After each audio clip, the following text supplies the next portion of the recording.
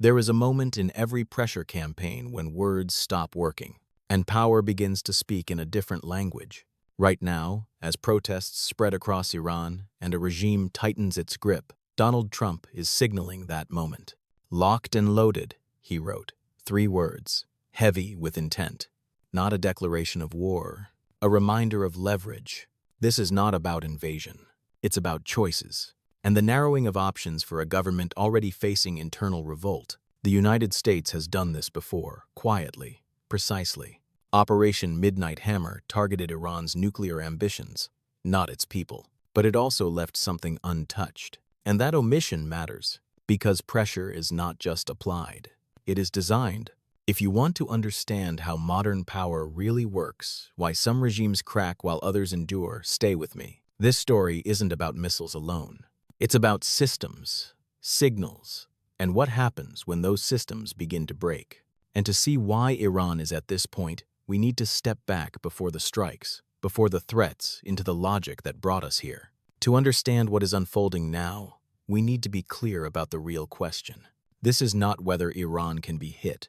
It is whether Iran can still function as a military system under sustained pressure. For decades, Iran has survived, not by winning wars, but by absorbing pain, spreading its assets, hiding them underground, outsourcing violence through proxies. That strategy worked when pressure was symbolic. It fails when pressure becomes structural. The protests inside Iran matter because they change the regime's risk calculus. Every external strike now echoes internally. Every sign of weakness travels faster than any missile. Trump's approach, as signaled, is not random escalation. It is conditional power, clear red lines, clear consequences. The message is simple: attack American forces.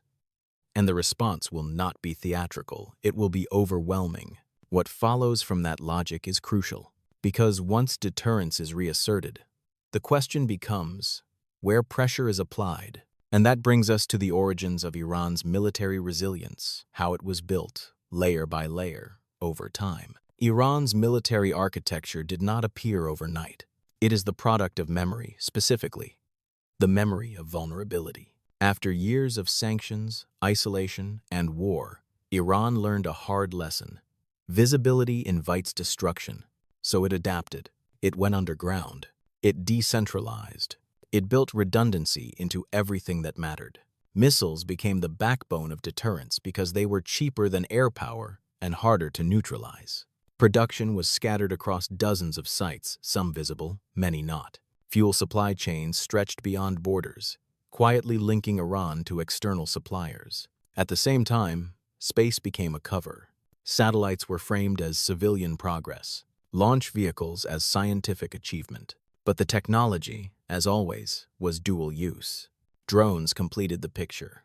Low cost, high impact, perfect for asymmetric warfare and plausible deniability. This system was never meant to win outright. It was designed to survive. But systems built for survival have a weakness. They depend on continuity, steady production, steady secrecy, steady control. And when that continuity is disrupted, even briefly, the entire structure begins to wobble. That vulnerability is exactly where the first real shock emerges. The first shock doesn't come as a war. It comes as a reminder. Iran already knows what that feels like. In June 2025, American strikes under Operation Midnight Hammer showed just how precise modern force can be targeted, limited, and devastating to capability. Not cities, not civilians, systems. But here is what made that moment dangerous for Tehran. It wasn't comprehensive. Missile tunnels remained. Fuel production survived. Launch infrastructure stayed intact. That restraint was deliberate. And restraint is only meaningful when it can be withdrawn. Trump's red line makes that clear. If American forces are hit, the response will not be symbolic. Iran crossed that line before at al-Assad in 2020, at al-Udeid in 2025. Those memories still sit inside the regime's calculations.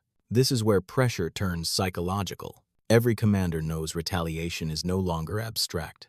Every factory, every launcher, every storage site becomes a liability. If you're trying to understand why targeted strikes can matter more than massive ones, Pause here and think about what it means to defend everything, everywhere, all at once. Because the real damage begins when the regime realizes what would be hit next. And that leads us directly to the machinery behind Iran's missile power.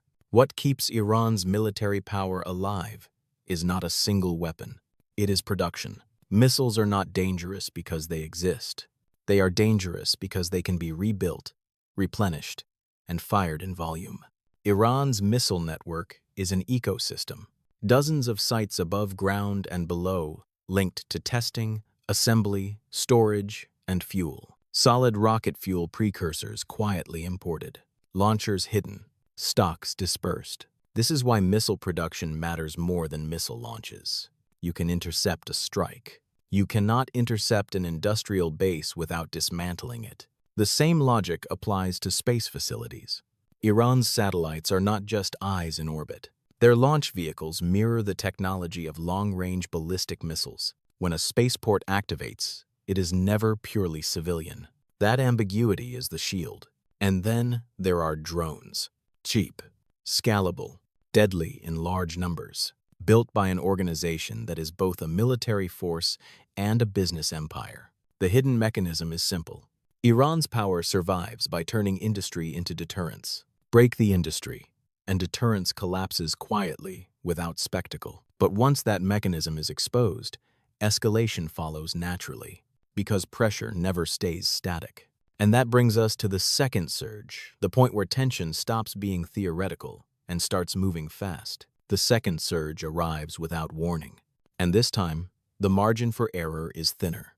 By now, Iran's leadership is no longer asking if it can be struck. It's asking how much can be lost before control slips.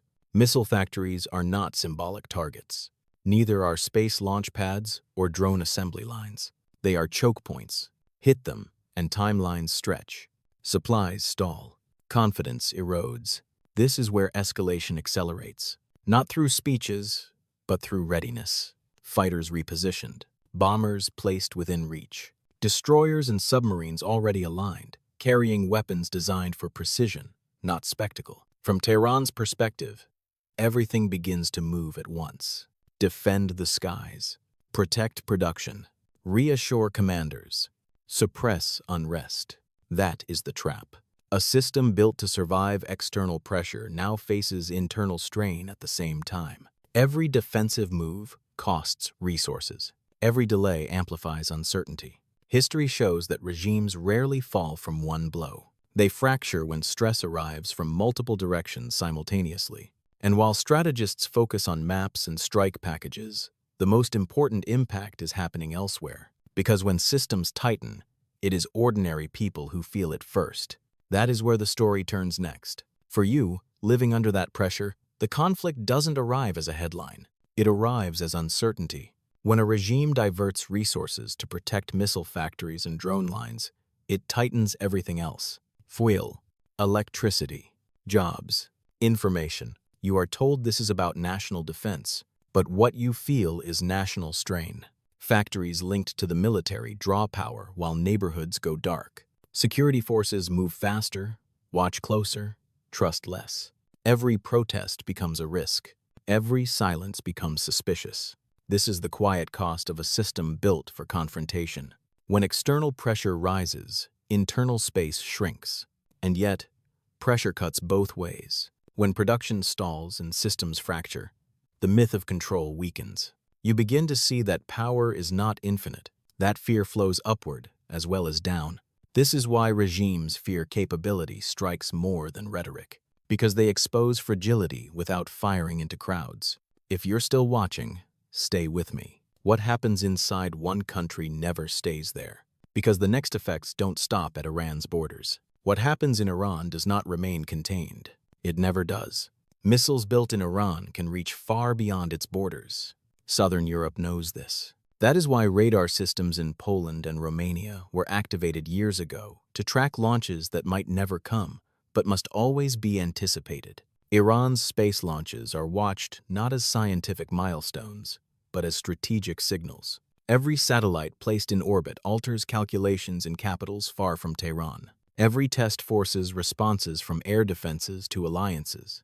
This is how regional pressure becomes global tension. Russia launches satellites for Iran. European governments condemn those launches. Navies reposition. Air defense systems stay alert, waiting for trajectories that may never appear. Meanwhile, U.S. forces maintain a defensive posture that quietly reinforces deterrence. Missiles intercepted before impact. Warnings issued before escalation. A constant reminder that technology now compresses reaction time to minutes. The result is a world balanced on preparedness rather than trust. One miscalculation, one strike too far, and consequences cascade outward economically, militarily, politically. This is not about Iran alone. It is about how fragile the global system becomes when pressure points multiply.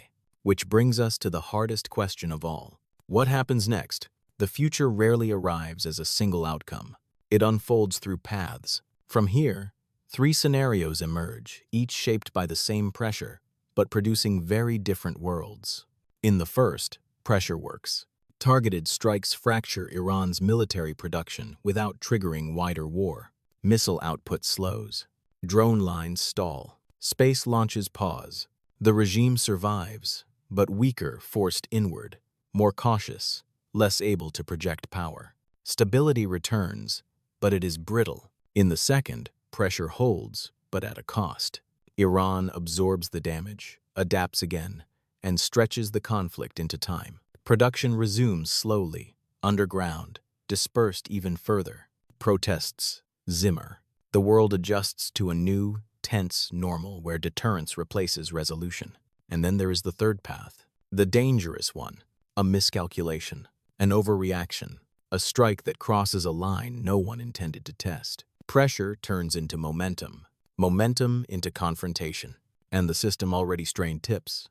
None of these futures are predetermined. They are shaped by choices, restraint, and understanding how power actually functions in the modern world. Because the lesson here is not about Iran, it's about leverage. And that brings us to the final insight. Power today is rarely about conquest. It is about disruption. The most effective pressure does not seek collapse in a single strike. It dismantles the machinery that makes control possible quietly, relentlessly. What we are watching is not the edge of war, but a test of systems. A regime built on production, deterrence, and fear is being challenged at its foundations. Not with slogans, with precision. For many Americans, the desire is simple: an end to tyranny.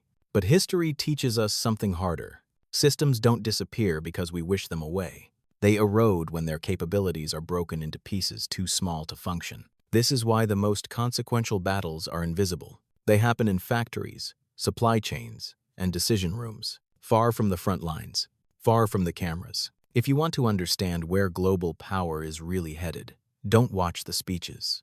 Watch the systems. In the next video, we'll go deeper into how modern warfare targets capability, not territory, and why that shift changes everything. If this analysis helped you see the world more clearly, share it. Because understanding power is the first step toward understanding the future.